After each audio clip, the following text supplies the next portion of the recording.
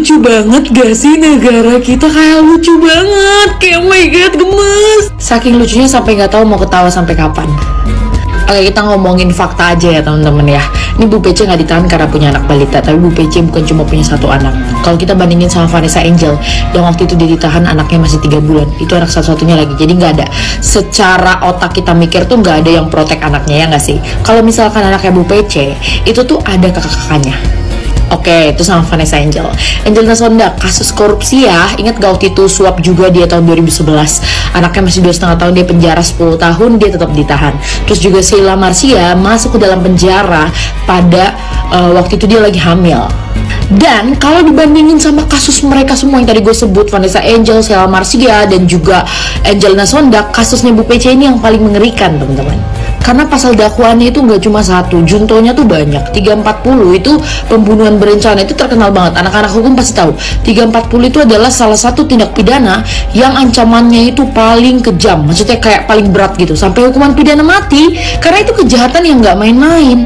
Lo ngebunuh orang, lo rencanain men. Beda sama lo ngebunuh 338. Junto 55 kan juga KUHP. Ya gue tahu ada penangguhan penahanan gitu ya yang dikatakan oleh kuasa hukum dari Ibu Putri ini. Oke, sekarang kita bandingin kuasa hukum dan kuasa hukum. Nah, kuasa hukum Bu Putri ini didengarkan gitu ya dengan penangguhan penahanan Bu Putri. Tapi kuasa hukumnya Brigadir J untuk melihat proses rekonstruksi kok nggak didengerin ya? Hukum bertindak tegas dong, Bu Putri itu orang biasa kok. Kita nggak peduli dia istri jenderal, mau dia anak jenderal, anak presiden, nggak peduli. Dia tuh merencanakan pembunuhan. Ini tuh bukan perkara kecil.